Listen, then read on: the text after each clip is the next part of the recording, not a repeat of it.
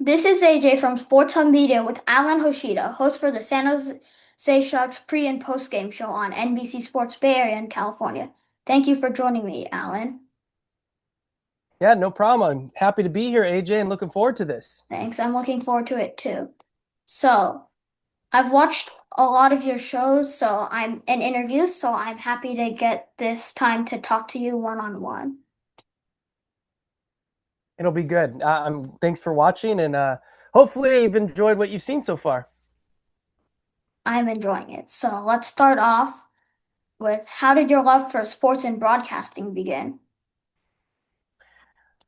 My other sports probably happened a long time ago when I was probably young, and I played a lot of sports growing up, kind of any sport that I could play, and I just loved the competitive nature of it all, and being part of a team and stuff like that. And then as I got older and started to think about what I wanted to do, I also did a lot of theater growing up. So I did sports and theater growing up. And so when I decided to go to college, I thought about what would be the thing that kind of combines both of those. And so it came to broadcasting, sports broadcasting. And that's kind of where that love for broadcasting came. I used to like watching Sports Center and watching Dan Patrick and those guys do what they did. And so I just kind of got that passion for wanting to talk about sports. I was always looking at stats and things like that. And yeah, I just decided to go about this career and try and go down this path and find something that was going to marry the two things that I love most, which was sports and the arts and doing theater. And so that's where that kind of all came from. Yeah, so you said you played sports growing up. Which sports did you play? Played a little bit of everything growing up. I played soccer a little bit later, though. I didn't really start with soccer. I played basketball. I played roller hockey because back when I was growing up, there wasn't an ice rink super close. The closest one to us was San Jose, but Sharks Ice was only one rink at that time, I believe. And so we didn't have a lot of available ice. So I played roller hockey. We had a roller hockey indoor indoor hockey rink in Gilroy, and so I played there, and we played some street hockey. I wrestled growing up in middle school. I wrestled at South Valley. I played volleyball in high school. I did track and field, did cross country, kind of did whatever I could growing up just to be a part of sports. And I think it was good to, as an extracurricular, keep you occupied. And I tried everything. I just wanted to find out which I really loved. And um, I ended up really loving volleyball, actually. So you were a multi-talented athlete. I tried to be. I tried to be. I just loved being involved, and it was just always one season into the next. Didn't ever specialize. I never did travel ball or anything growing up. I did. Well, that's not true. I played volleyball in high school, and then I would play club volleyball, but I didn't specialize early on. I just kept playing whatever sport was next. And in middle school, there's it's soccer, volleyball, or baseball, or whatever it may be, and I just kept playing. I didn't play a whole lot of baseball. I went up to t-ball, and then I got afraid to get hit by the ball, and so I stopped. So what was your favorite team growing up? My favorite teams growing up, Sharks was definitely my favorite team. I still have the passion for the Sharks, and I remember growing up and always watching every game that I could for the San Jose Sharks. But big 49ers fan, Giants fan, and every pretty much all Bay Area sports. The Warriors, I was a big Warriors fan growing up, but it was mostly hockey, basketball, football, and baseball. Those were the four that I really kind of focused on, and hockey was always the first love. Sort of like me, I covered basketball, hockey, football, baseball. Nice. And so, I read that you went to San Francisco State and majored in broadcasting. Did you know entering college that's what you were gonna do? Um, Kind of. I kind of knew that I wanted to go that route. I did go in undeclared because I wanted to have options to what I wanted to do, but eventually it kind of became clear that I wanted to go in the broadcast route. And San Francisco State has a good broadcast department, still does. They have a really nice new studio over the last few years. Wasn't as new when I was there. We had a different one, but it was still at the time that I was at San Francisco State, the studio we did have was really, really nice. And it's gotten even nicer since then. So I just kind of shifted into that world, and I stayed there and did a lot of live broadcasts, did some play by play, did some studio work above the line and below the line. And it was really cool. San Francisco State has a great broadcast department, has a great media department that gets you really set for the real world and those real jobs that are out there. So I want to focus on your career progression. You've worked at several places, and I want to understand how you landed at each, what your big learnings or breakthrough moments were, and how you knew it was time to move on. So let's start on how you got started as an associate producer at CSN Bay Area. So it goes back to my internships. I believe in internships a whole lot, and I started as an intern at Comcast Sportsnet Bay Area back then before it shifted into NBC Sports Bay Area. I was also an intern at KGO, but then I got a part-time production assistant job at CSN, and I kind of then became an associate producer after that. So it was just kind of growing and going up the career ladder early on as those entry-level jobs and figuring out what you wanted to do. And it was just kind of the natural progression at that time, going from a production assistant to an associate producer. And then eventually it would go into a producer role if that's the way that you wanted to go. So just becoming an associate producer was after a couple years of being a production assistant. And then that was the natural progression. And I got that promotion. Like climbing the mountain.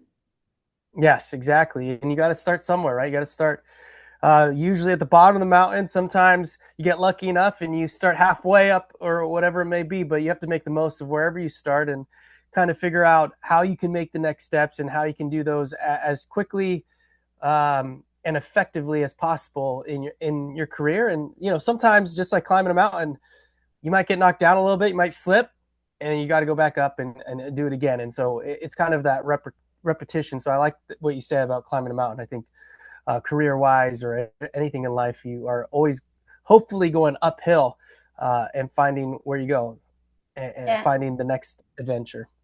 Yeah, thank you. And what were the important lessons you learned from this role?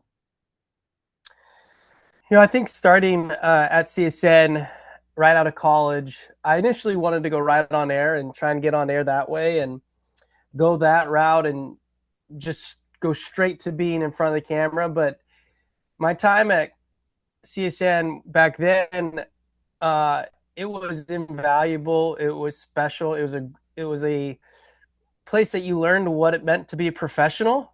There was high expectations at that time. There was times where we'd do like 14 shows a day, where we had every major team in the Bay Area, and we had a couple shows per day, and it was wild, and it was a lot, and it was super busy. But yeah, you learned what it was to be a professional in this industry. You learned what expectations were and how to meet those, and if you didn't meet them that one day, how you can bounce back and do it the next day. Because that's the one thing with live TV when you're creating graphics or editing or coming up with, at that time we did a lot of highlights, and if it didn't go the way that you wanted or you made a mistake, you have to come back the next day and be better. And so that was the biggest thing I learned, I think, is how to be professional, how to bounce back, how to keep high expectations.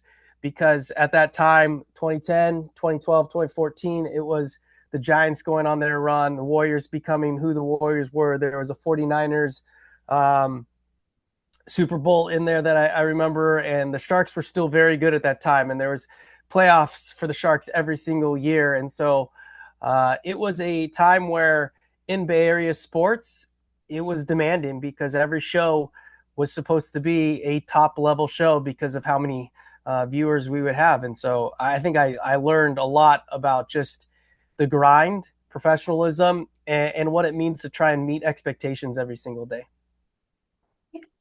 And then you actually got on air with KIEM TV in Eureka. How did that opportunity come about?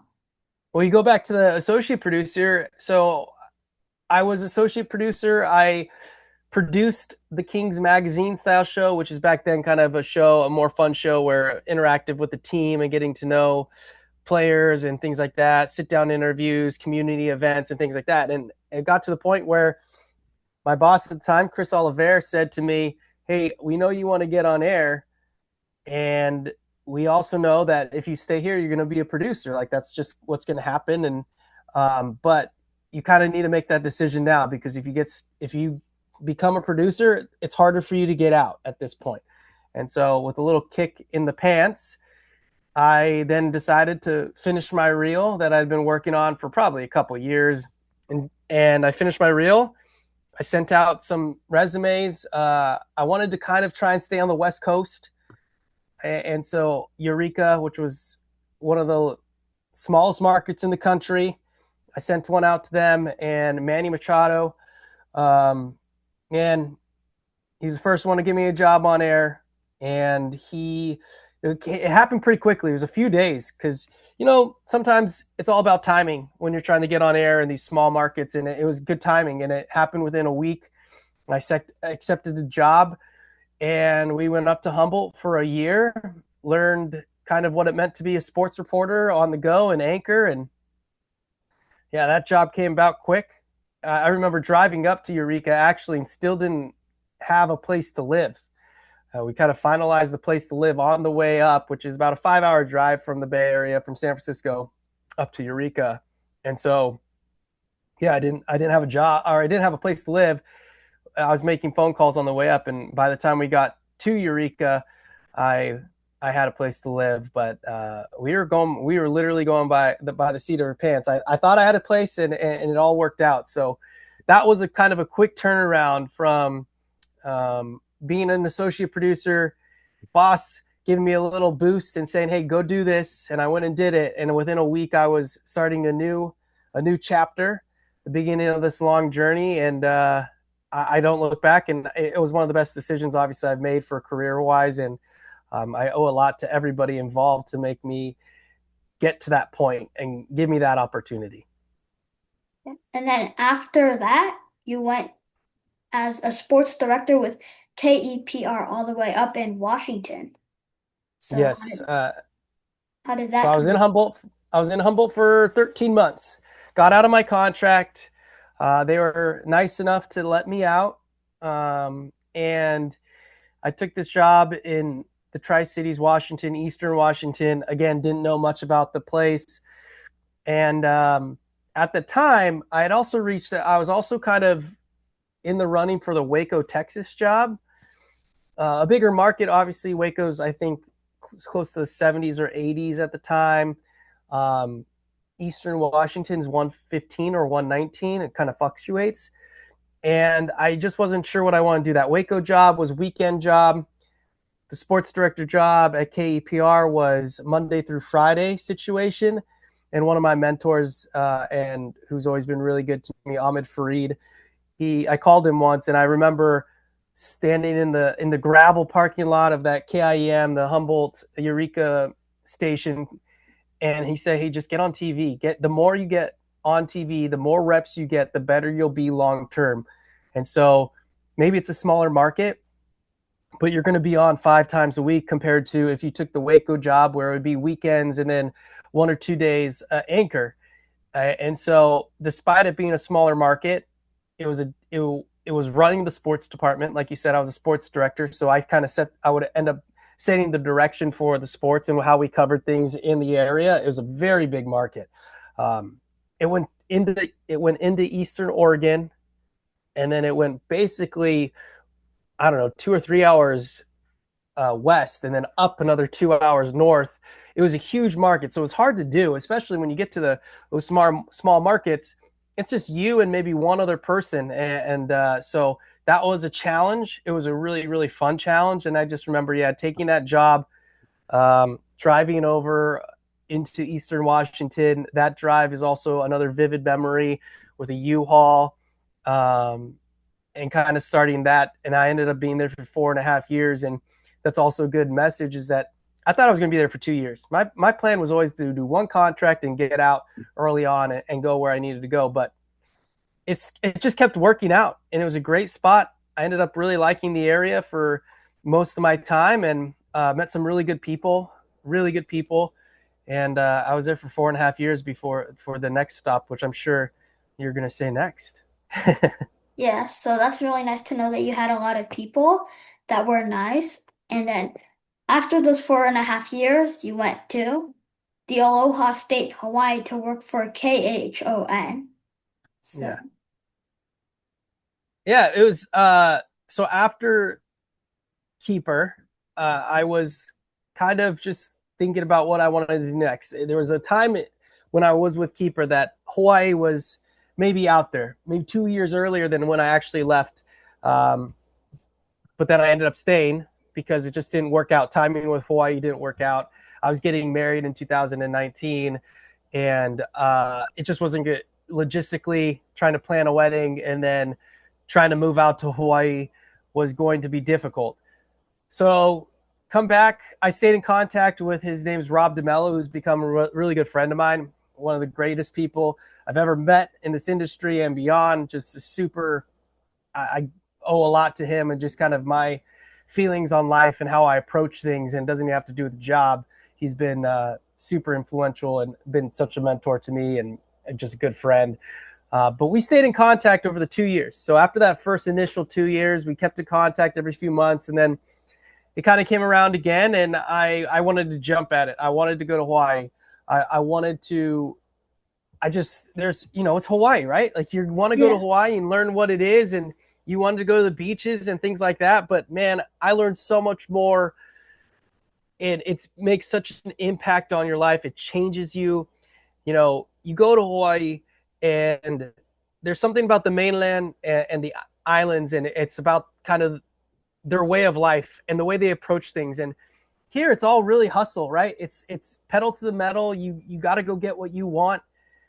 And in Hawaii, you have a drive, you do your job well, but there's just so much more relaxed about it. It's like not everything is life or death. Not every decision you do is life or death. Any mistake is not life or death. And I think that's for better or worse, that's part of who I am because I'm not going to let anything that my job I do in my job, I'm not going to let it dictate how I am as a person, as a father, as a husband, and with my family. I'm just not going to take it home with me.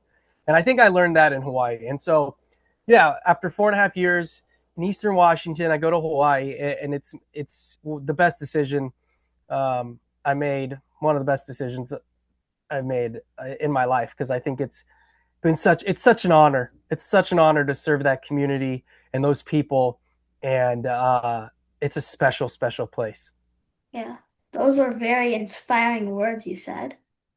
I can't tell you enough about Hawaii, and I think we all take for granted, or you go vacation in Hawaii, you want to enjoy what Hawaii is and what the islands offer, but living there for any amount of time, and if you really immerse yourself in the culture, in the people, and want to give back to the community you're serving, because a lot of what we do in local news is serving the community you're in, and if you do that to the best of your abilities, I think you become just a different person, and the islands they keep calling to you. They want you back because I can't. I just want to go back every year. I want to see my people, and but it's just yeah. If you get any time to live there, make sure you do it, and if you do it the right way. Be respectful, and try and learn about the Hawaiian culture and who these people are, and because they've given so much and they're just great. There's so much aloha. Yeah. I've been to Hawaii 4 times, I think. Wow, Three nice. times. 3 times for Honolulu, and then Mm-hmm. 1 time for Maui. All right. So, what was your favorite thing about Honolulu? Um, I feel like the culture is great. It's lively. Yeah, The beaches are really nice. they are. That's good. I'm glad you. It's a cool place, man. Keep going back. Keep eating the food. Enjoy the good places. And yeah, I can't say enough about Hawaii and the impact it had on me professionally too. Obviously, I grew a lot. Got to cover UH, and the one thing about Hawaii, the sports market is everything is about the University of Hawaii. There is no professional sport there, so everything is about these college athletes. And if and one thing Rob told me early on is if you cover these teams like a professional franchise because that's who they are. And then you do have pros out there like Dylan Gabriel obviously was with the Browns last year, Marcus Mariota, Tua Tagovailoa. you have these pros in other sports and they become your franchises. And then you have Max Holloway, if UFC. So when you go there, you're covering UH like a pro franchise, and then also on top of that, you have these pros that everyone has bought into in some level because they represent the state. Yes. And then after 4 years of, as you said, where you cannot express how amazing it is in Hawaii, you finally got to come back home here. Mm-hmm. So how did that opportunity come about? I obviously know that like Brody Brazil left and then you came in, but I don't know more. So can you please tell me more? Yeah, so it seems like it's cut and dry. It's really not, because so after Hawaii, I came home. We had me and my wife had just had, or my wife and I had just had our first a couple years before in Hawaii, and we wanted to move home to be closer to family. My parents are still in the Bay Area. Her parents are still here, and so we came back to be closer to family essentially. And we knew we wanted to have one more, and we just couldn't do that in Hawaii. And I wouldn't say, most people are going to say financially it's a burden, but it's not like the Bay Area is cheap. So it's not like we were flipping anything out. But it was mostly because we want to be closer to family, want to be closer to friends. And so that it was important to me that my kids experienced childhood like I did, where, they got to be around people for long periods of time and have some lifelong friends and get to know their cousins and be around family. So that's why we came back. I didn't have a job when I came back. It wasn't like I came here for this job with NBC Oh, Sports California. I came back without a job, but the bosses there at NBC Sports Bay Area in California, Dave Bernstein, John Giacomo, they gave me an opportunity to come in and edit and be a part-time editor because they didn't have anything full-time at the time. So I came in and I started doing editing. I love editing. I love a lot of aspects of what it takes to be a local journalist and be a local multimedia content producer, all that comes with it. Like I love shooting, I love editing. So I came in and edited. I love editing. I love creating videos, and with my reels on my social medias, like I do all those because I like doing them. Like I'm going to do one tonight on the William Eklund crazy goal that we saw a couple nights ago. So I came back and edited for a year. And then Chelsea, who is the producer for the Sharks, gave me an opportunity to do one segment, which was called Checking the Current, which was kind of around the NHL. So I did that maybe once a week. So that was what I did when I came back. I was not mostly on air at all. I was mostly production wise, and it was great. I was super content with that. Then I, went on paternity leave for my second child, and then things kind of shifted. Uh, Obviously, they moved on from Brody, and this opportunity came up. And Brody's been so good to me over my career too. He's someone that I've spoken to for advice, I don't know, last decade.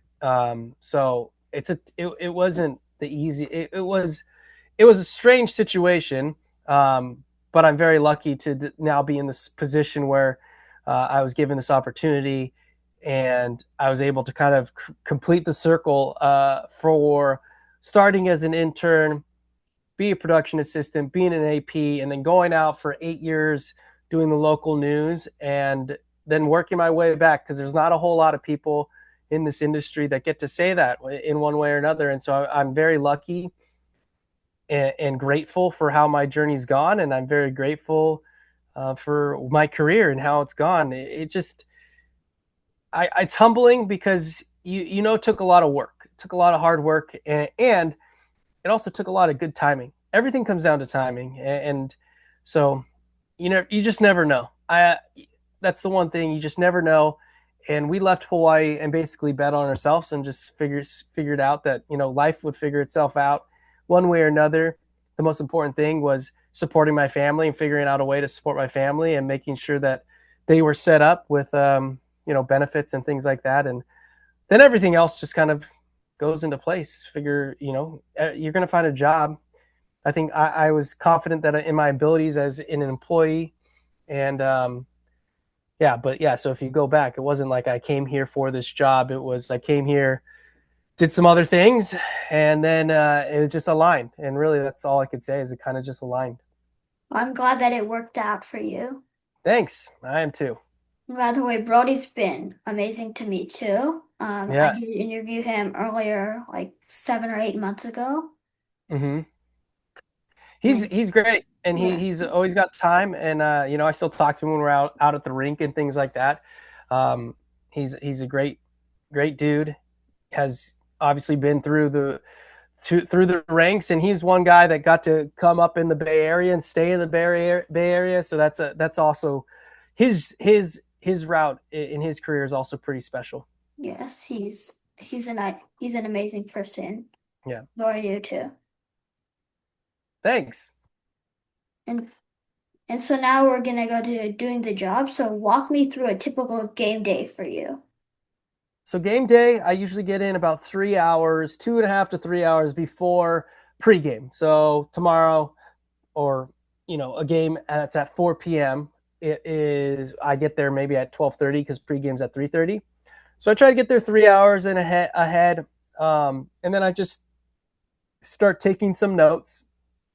My producers, Nick Lyon and Lavina, it's mostly Nick, but Lavina will fill in. They'll have a rundown in, and we'll kind of collaborate maybe the day before with some ideas that we want to go over. And so I come in about 3 hours, 2.5, 3 hours before, take notes, kind of go through the rundown, think about what I want to say, and I type out all my notes. I learned this from Greg Papa as being an intern. I used to watch Greg Papa used to handwrite his stuff, or he cut things out or clip them, whatever. But so I type them out and then I put them on note cards. But that is a Papa special there. But yeah, so I come in, do all my note taking, kind of get to know what the rundown looks like, get the feel of the show, and then I will touch base with Randy and Drew about what they want to talk about in pregame, maybe about an hour before, so that at the end of the show we have ideas of what we're going to talk about. And then about, I don't know, 45 minutes before the show, I'll usually get suited up, ready to go, ready to rock. Um, Go in there, do pregame, and then we go watch the game. Usually in the green room, but sometimes depending on how many games are going on, there's different areas within the office that you watch the game. And I'm just sitting there with Nick and our analyst, and kind of bantering, coming up with topics, coming up just what we've noticed throughout this game. And I try to deflect the analysts as much as possible, what they want to talk about or what they think has been important aspects of the game. The one thing about hockey is it's not like basketball, or even sometimes, well, football kind of the same way because there's only a few scores per game, but there is only a handful of goals per game. And so you obviously are going to get on a lot of the goals, but then it's kind of like trends as far as like, oh, well, all season it's Macklin Celebrini.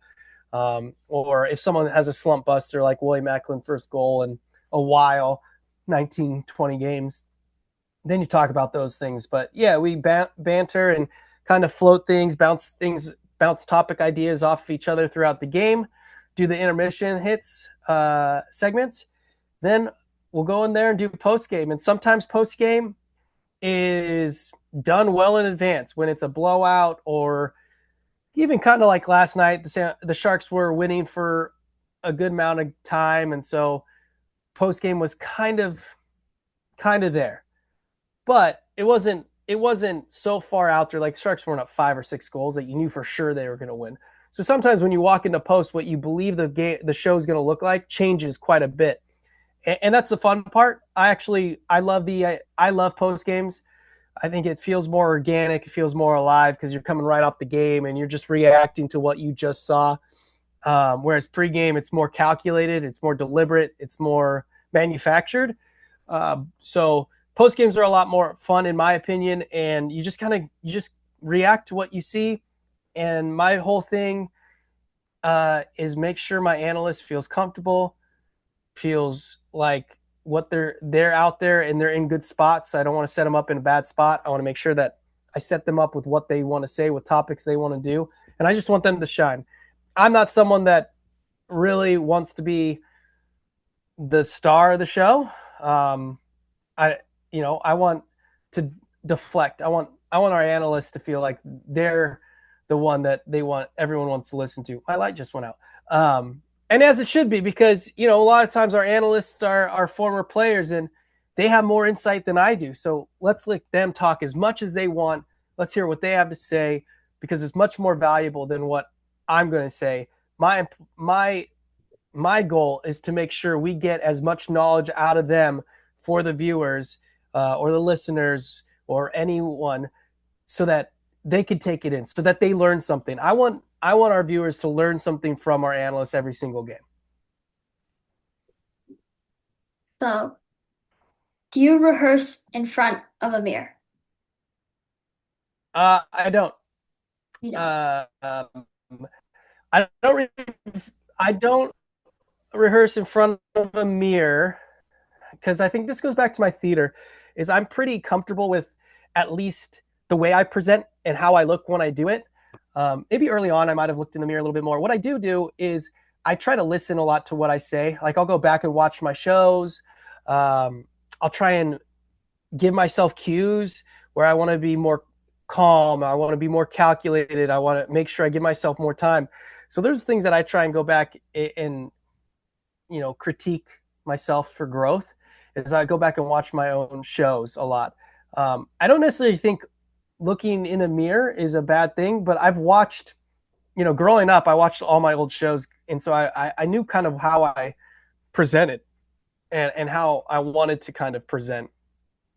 And I think that's helped a lot in the sense of I feel and look pretty comfortable in front of a camera.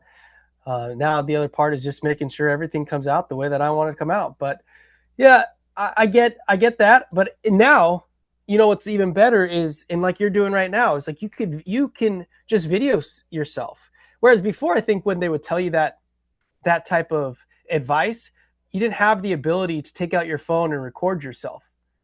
So it's almost better where if you're going to do it, just set up your camera and talk into your camera, and then you can watch back your video. And not only can you watch it back, but then you have it. You can reference it back. So in a couple months, if you do it again, then you can go back and see, okay, have I gotten better, or what are the things that I'm working on, are those actually improving? So I think in that aspect of looking into a mirror and doing it, I think if you use your phone, you might even be better off because you have a file, you have a video to go back to instead of just doing it in the mirror and then it disappears. So, how about during a non-game day? What happens there? Non-game days is a lot of dad. I am usually doing my best to be a present dad to my two little girls. Just try to do as much as I can with them. Give my wife a little bit of a break. Do preschool drop off and things. I will try to go down to practice as much as I can. Usually at least once a week when they're home. Last year was harder. Our baby was just born, so it was hard for me to get down to practice in between games. But this year I've tried to go down at least once a week or at least once a homestand to go down to practice and get a feel for the team and just kind of be around the team because I think that is important. Even though it's not a game per se, but you're around practice, you kind of get a feel for how these guys interact. And I always think I could do more of that. I always think it, but as far as non-work stuff, I do try and keep that balanced, where I am doing all I can to be with the girls and my wife, and we do fun things. And I also think it's just nice to kind of bounce in and out. And I've been lucky enough to have that ability where it's not working the usual grind of 5 days a week. I usually probably will do something for work, like at night I'll edit something or go back and watch something or whatever it may be. But usually most non-game days, I am in full dad mode, and if not, I'm going to practice or doing some other type of miscellaneous things to kind of get ready for the next game.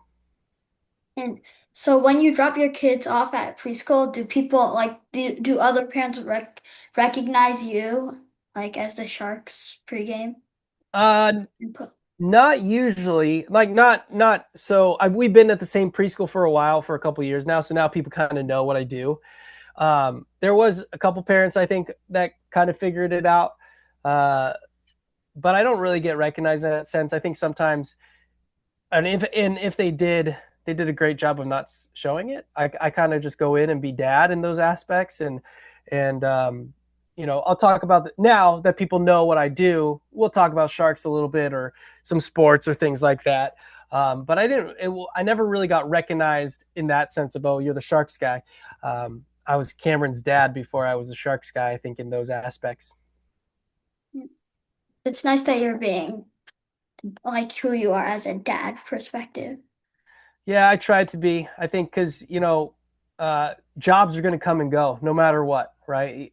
Even at one point, you're going to retire, and if you retire and you haven't been the father you want to be to your family or been as involved with your family, then when your job's gone, what do you have? And I don't ever want to feel like that. I want to feel like actually my life is going to be enriched when the time comes where maybe a job changes or I retire. I want to make sure that whatever I've done has always been with the idea that my family and my family life is going to be way more important than whatever job I have. So being a dad might fit into this, but how does your typical day change when the season is over? Yeah, season. So last off season, it was 5 months of not really doing a whole lot. I would fill in and do, I did some stuff for BFC. I did a couple of those tailgate parties here and there, but um, it was basically I was off for 5 months, which was difficult for me. And now this summer, this off season, kind of going about a different way, maybe kind of looking for something that's fun, that'll keep me engaged and give me a little balance because I also am someone who talked about wanting to make sure my family was always the priority, but I'm also not someone who could be a stay-at-home dad. I don't feel like that works out well for me either. I feel like I need to get out and have some time away and then come back because I think that makes me a better dad and a better father and a husband. So I think this off season I'm going to look for something um, that keeps me engaged in some sense, and also hopefully some other maybe freelance opportunities that come my way. But yeah, when the shark season is over, it's a lot of okay. The hustle begins. How are you going to find the opportunities that help you financially uh, and keep everything going forward as far as work, family, and everything else? I think that that's kind of the theme of this is that in the off season, I still got to find a way to make sure I support the kids and everything else because I'm a freelancer, and so I don't have that security of when I'm not working. Like as a salary employee, if you don't work or you're taking an extra day off, you still get the salary that you're being paid, and so I don't have that as a non full time employee. So yeah, during the off season, it's going to be hustle. It's going to be find something that I love to do, even if it's small. I love golf. So if there's an opportunity where I could just, be a cart guy or work in a pro shop for fun, like that's something I would do. And then obviously keep your chops going. So maybe a podcast here or there or some interviews, or if there were some opportunities to fill in on other shows, I would love to do that as well. But when the off season comes, Alan's got to figure out what he's going to do. And what is the most difficult part of the job? Most difficult part of the job, the most, I think it's just about understanding that what you're saying has to come out in a way that is easy to digest from your viewers. And so I think the hardest part is just speaking. Really, it's funny. It's not about the content. It's not about, at least for me, it's not about the content. It's not about the team. I know those things. It's just making sure what I say comes out in a clear way. It's easy to understand and comes off in a way that other people can take it in and understand what I'm saying. I think that's the hardest part about the job. And when you get excited, your emotions get going, your words start going fast, and you just have to make sure you hone that and find the right rhythm to your cadence. And that's the hardest thing for me, really. It's funny because it's just speaking and you're just talking, but that's the hardest thing. Just making sure what you're saying comes out clearly, concisely, and effectively and efficiently. And so if I could do that on nights where I feel like I really have that down, I really think we make progress with our shows. And but that's the hardest thing. It's everything else is easy, right? We're talking sports, we're talking hockey, we're talking sharks. It's easy. That's all easy. And I can't overstate how great, how much of a relief it is that that's the job that I get to do. It's not hard. It's not hard to go to work. It's just about making sure the words that come out of your mouth are easy to understand. Yeah, I kind of find that as maybe the hardest part for me too, being a sports reporter. Mm-hmm. And if that's the hardest part for you, I think you've done a pretty good job masking it up and saying the right thing. Well, I appreciate that. And the good thing about what you're doing is you're starting off early. And so if you still have this passion, 10, 15 years from now, uh, you're going to be in a way better spot than I was. I did theater and things like that, but those are all lines, right? When you're on stage, you're given what you're supposed to say. And so you're just regurgitating lines. But yeah, I also think like imperfection is okay too. Life is full of imperfections, and the way that media and content is consumed nowadays in this era, it's a lot of podcasts, it's a lot of people just speaking and how they're coming out, and they're speaking the way that they speak. They're not trying to sound like an anchor, they're not trying to sound like a reporter, they're just speaking as who they are. And I think that's also something about how media is consumed that we should understand, is that it's not like it was 10, 15 years ago. Not everyone is going to be super polished, super professional, and super cookie cutter. I think the more you can allow people to be themselves and be their personality, I think it's better TV. I think it's better for everyone else. And I also think it's easier to relate to than someone who you can tell is working really hard to try and sound like they're smart. Yes. Like my mom, she told me, I'd rather have you be like not as smart and like pretty hardworking and trying rather than like super smart but lazy. Yeah, I mean, everything comes down to work ethic. It's amazing how much work ethic decides what you do in life, and if it's how well you do it in life and how far you go in life. And you could be the most talented person or the smartest person, but if you don't want to work hard, it doesn't matter, because that's all going to go to waste. And that's why you see even in sports where sometimes the most talented players aren't the best players. Uh, and some of those first round picks, they don't pan out because they don't have the work ethic to go with it. And so you need to have both. And I would argue, like your mom would probably argue, that work ethic is more important than whatever skills or talents you have, because you can work on a lot of those skills and those talents to get better. But if you don't have a work ethic, it's tough to kind of reinvent that and try and find that if you don't have it. Yes. And so we just went over the difficult part. What's the most rewarding?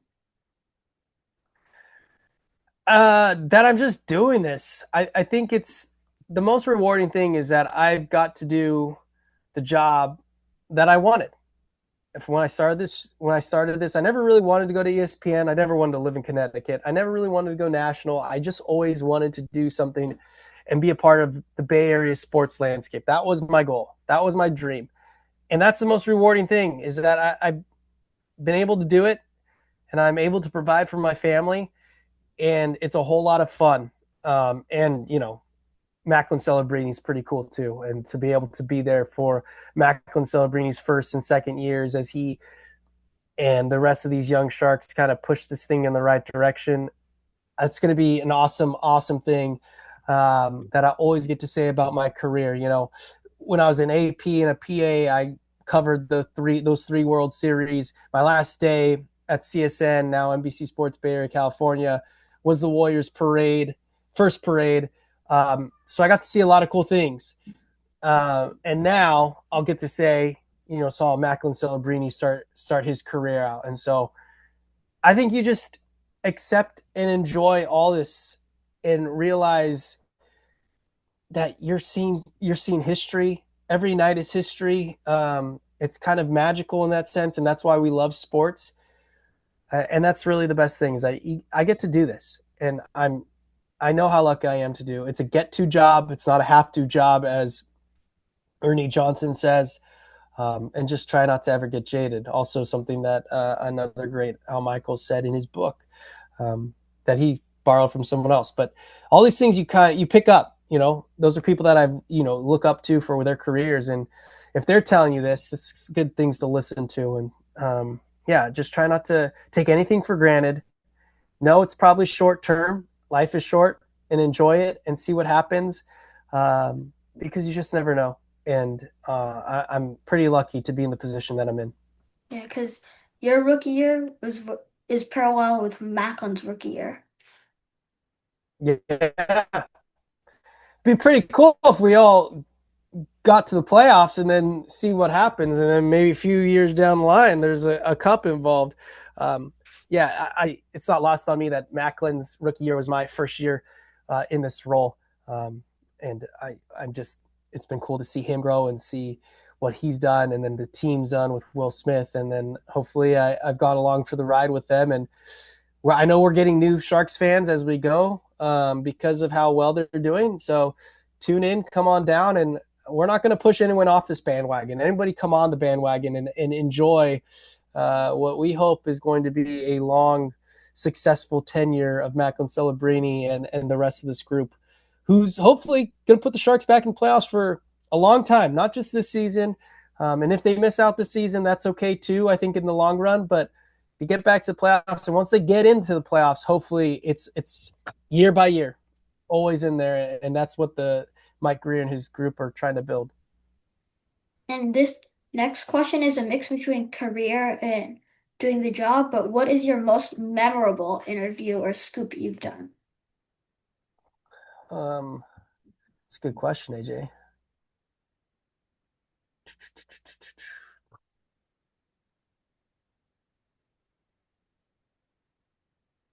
Um, I think for this job, I'm trying to go back because it's just so much, but it's just kind of getting to chat and do interviews with people that I grew up kind of watching and idolizing, and all everything that's come with that is like, you get to interview Joe Thornton or Patrick Marleau or Devin Setaguchi, uh, and these players, Jonathan Chichu, that around, Dan Boyle. Doing shows with Dan Boyle is pretty cool. Doing shows with Jamal Mayers and being able to, you know, talk to Jamal Mayers and Mark Smith, like that's the coolest stuff about this job.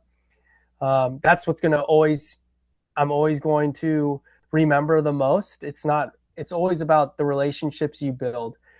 And I think more than anything, that's what this job is about. And so, even like going back to Eastern Washington, I did a story on a legally blind wrestler and the reaction that you get from his family and the community. That's really special. And then every stop along the way, you do stories. Like you did a story with Jocelyn Allo, who's a Oklahoma Sooner all-time home run record for women's softball.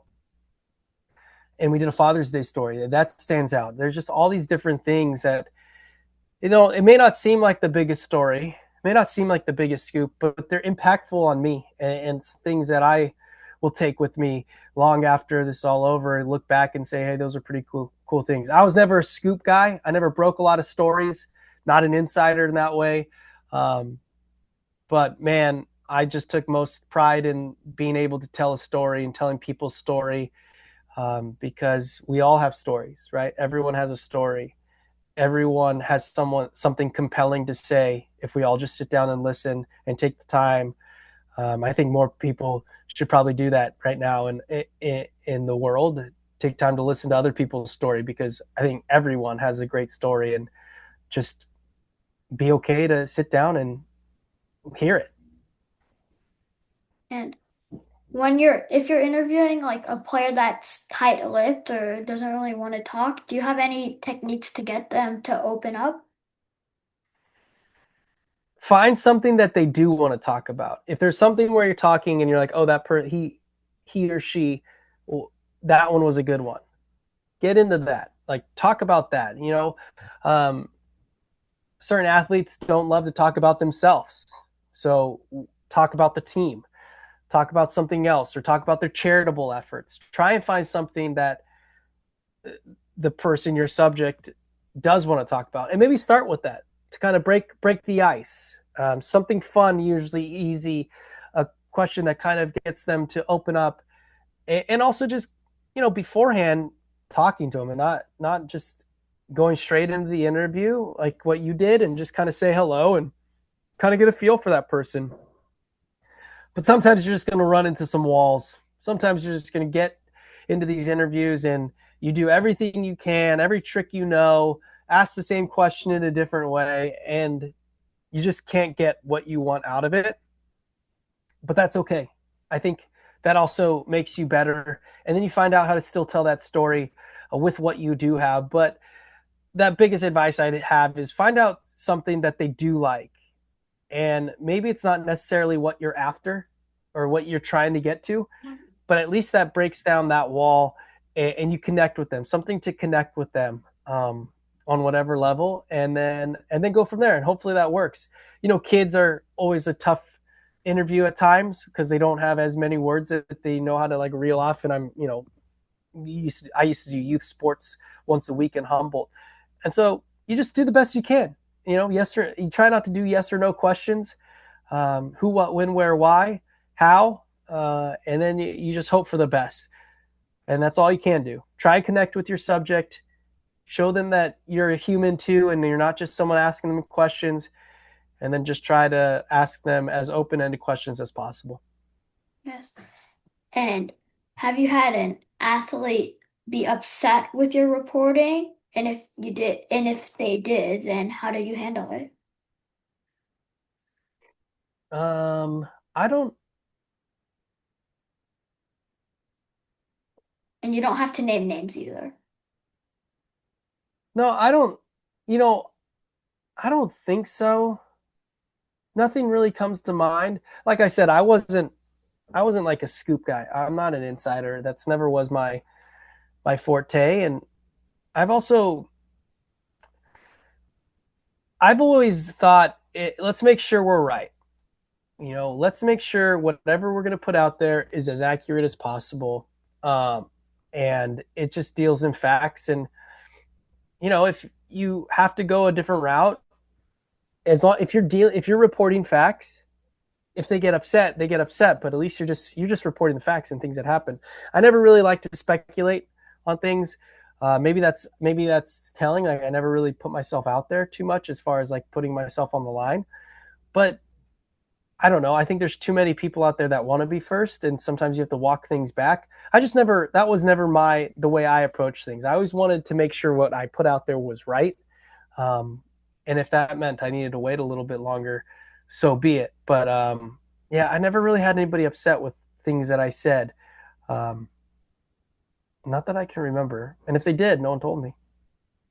Okay. So that's nice to know. And moving on to the Sharks and how they're doing. What were your expectations for the Sharks going into the season? Well, I thought they'd be better than last year. They only had 19 wins last year. I didn't see a playoff. I didn't see them being in playoff contention this late into March. Definitely not. I thought they would just kind of, you know, they'd show improvement. Macklin Celebrini would be better. My bold prediction was Will Smith would be a 30 goal scorer. Doesn't look like he's going to be on pace for that just because he got hurt a little bit. But I just thought they'd be a better team, a more competitive team, but they probably were still going to be in the bottom 10 of the league and maybe have a top 10 pick. But they'd show improvement, which is all you wanted. And when you're thinking about this kind of rebuild and the build to what they're going to become. But obviously, they've done way better than expectations, I think, than everyone's expectations.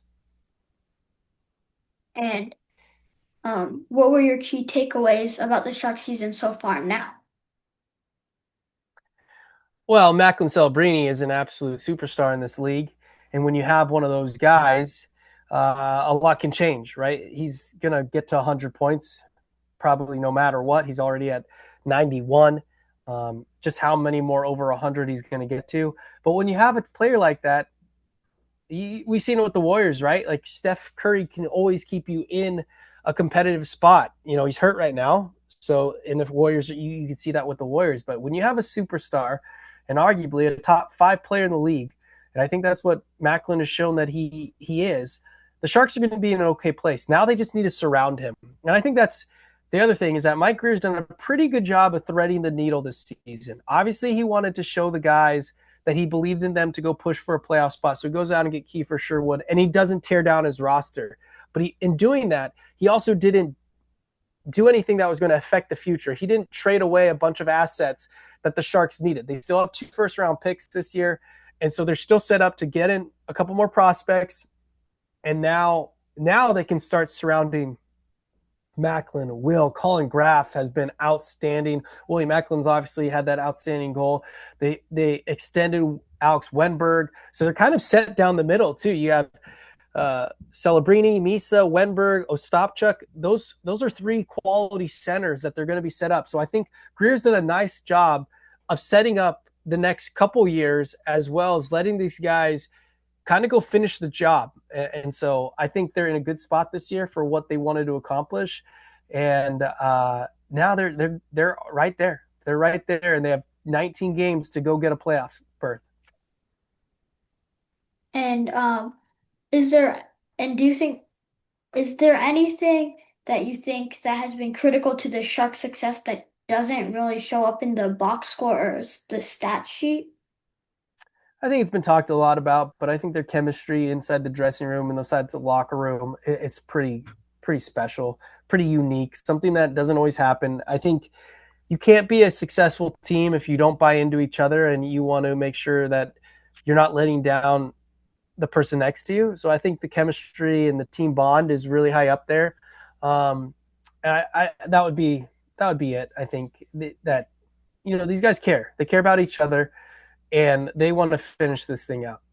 Yes, I heard chemistry is really important. I just finished a book by Bill Simmons on basketball, and he Mm-hmm. said that Isaiah Thomas was explaining to him like the secret how they won when when they traded Adrian Dantley for Mark Aguirre because it was a better chemistry, and then they actually won Mm-hmm. that year.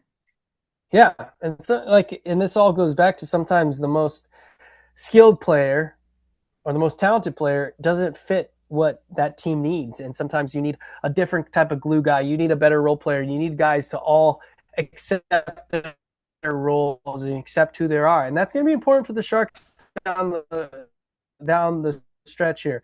They have quite a few forwards that are all kind of vying for 1 or 2 spots nightly. And so if everyone buys in and says whatever's going to be best for this team, I think that's going to go a long way as well.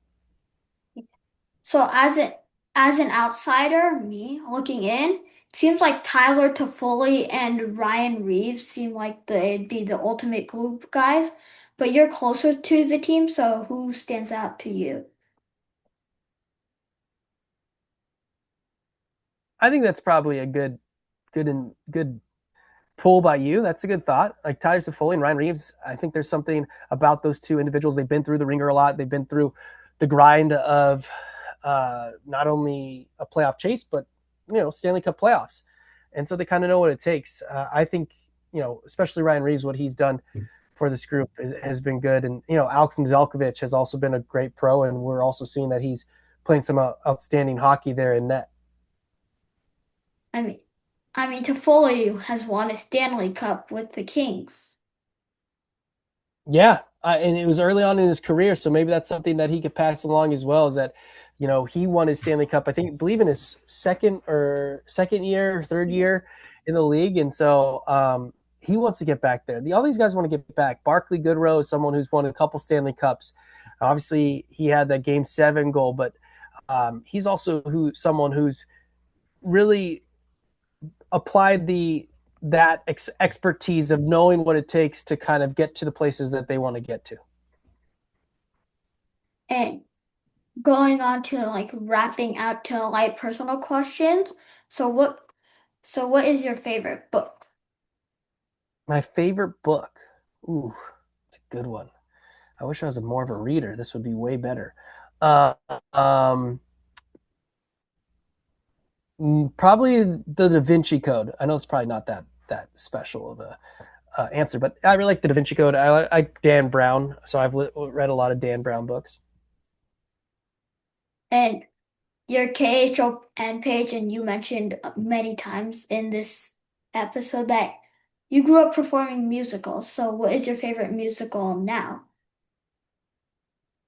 Um, my favorite musical is Singing in the Rain with Gene Kelly. I've always loved Gene Kelly. He was always someone that I always wanted to be. I just actually showed my daughter Singing in the Rain for the first time. So that's my favorite musical ish as far as movies and stuff. Uh, My favorite musical right now. I do a lot of Disney stuff right now because of the girls, but yeah, I just Singing in the Rain. I mean, you can't go wrong with any Gene Kelly show or movie. and how many have you guys gone back to Hawaii for like a vacation since you came back here? We did last year, right after the season was over. We went to Hawaii. First time the girls had been back. Took the baby, and so that was the first time we got to see some friends. And hopefully, we'll do that every couple years or as much as possible. What's your favorite movie? My favorite movie, um, well, it's Sing in the Rain kind of too, but my favorite movie, something that I always turn on. See, if you said TV show, I don't know if that's coming up, but I know that one for sure. Favorite movie,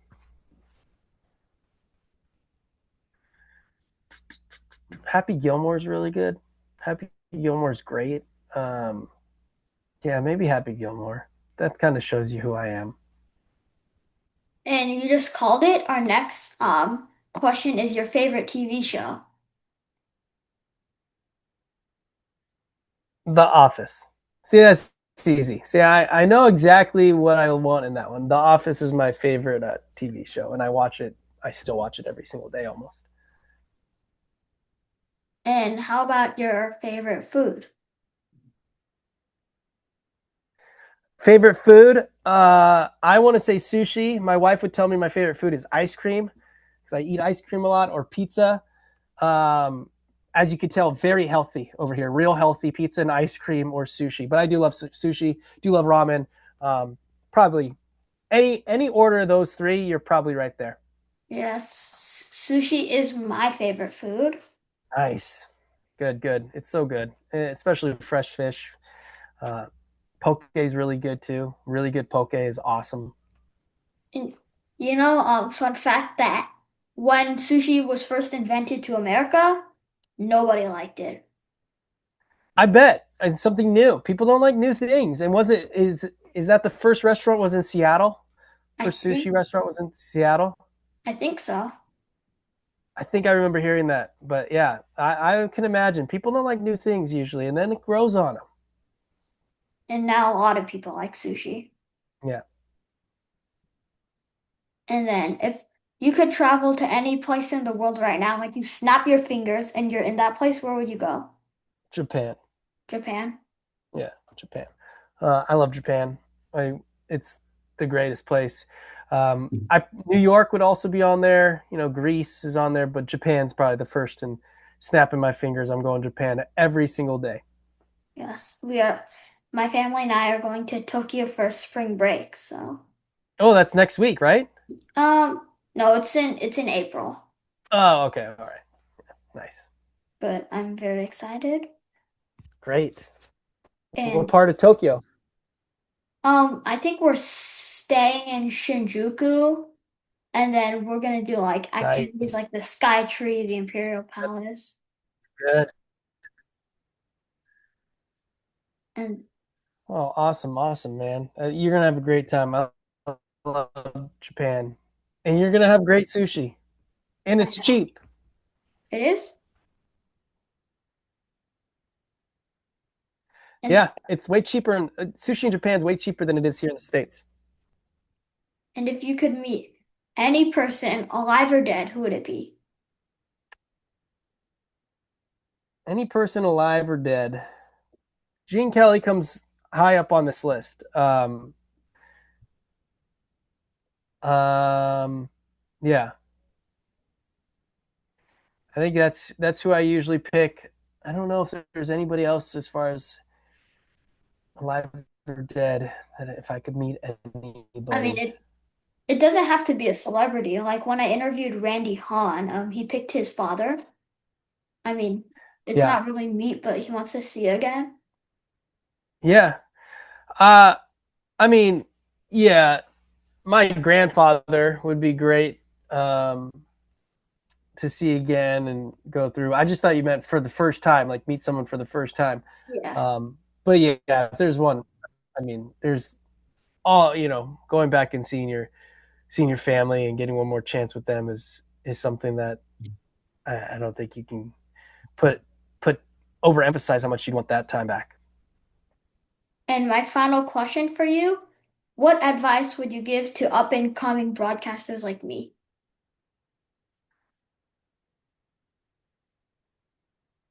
I, I would tell you to keep doing it and find why you're passionate about it. Why do you want to do this? What makes you, work so hard and do this in your free time? Because that's what's going to drive you for your career, drive you if you decide this is what you want to do long term. But finding out what it is that you find broadcasting and journalism so special. Um, and then not be afraid of the grind because it is a grind. Um, I know there's different avenues you can go now, and you can have your own YouTube page and your own channel and your own sports hub. Um, so it opens up horizon of it. You have to find out why. You have to find is the right reasons, and it's not just to be on TV or to have a voice or to be in front of the camera because I think long term that wears off. Long term that goes away. And you need to make sure that while you're doing this is going to allow you to make this feel like a fun job every single day. Um, because that's also why you work hard. That's why you want to do it. You want to be great at it. And that's the other thing is you have to want to be great because there's so many people that want to do it that you have to want to be great and do everything in your power to be great. Yes, thank you. That's all the questions I have again. So thank you again for joining me, Alan. No problem. I had a great time chatting with you.